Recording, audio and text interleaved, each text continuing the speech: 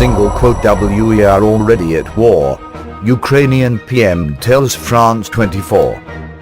In an interview with France 24 on Wednesday, Ukraine's Prime Minister Arseny Yatseniuk discussed granting more autonomy to East Ukraine, Russian President Vladimir Putin's fight against the Western world, and said that Ukraine is already at war.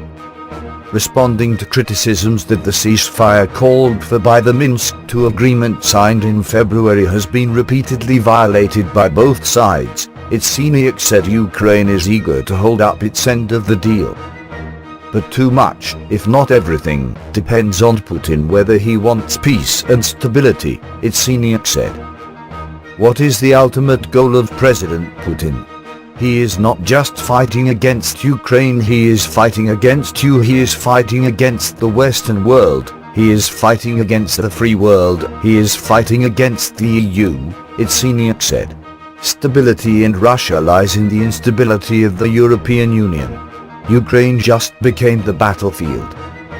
When the time is right, Ukraine is willing to hold a vote that would possibly grant more autonomy to separatist areas of the East, Yatseniuk said. But it is impossible to hold free and fair elections under the barrel of the Russian gun.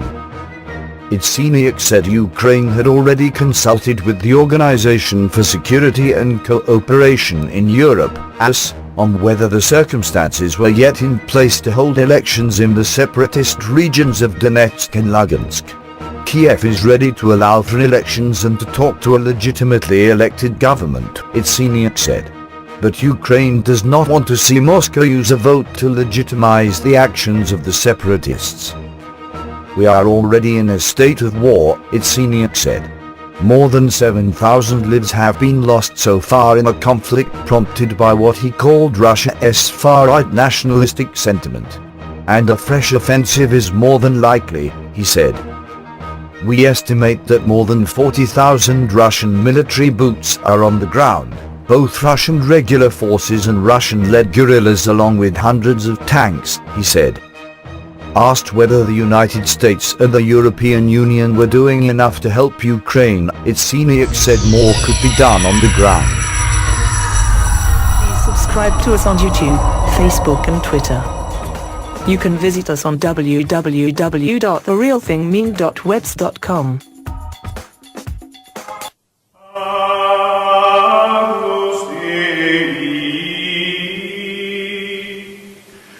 We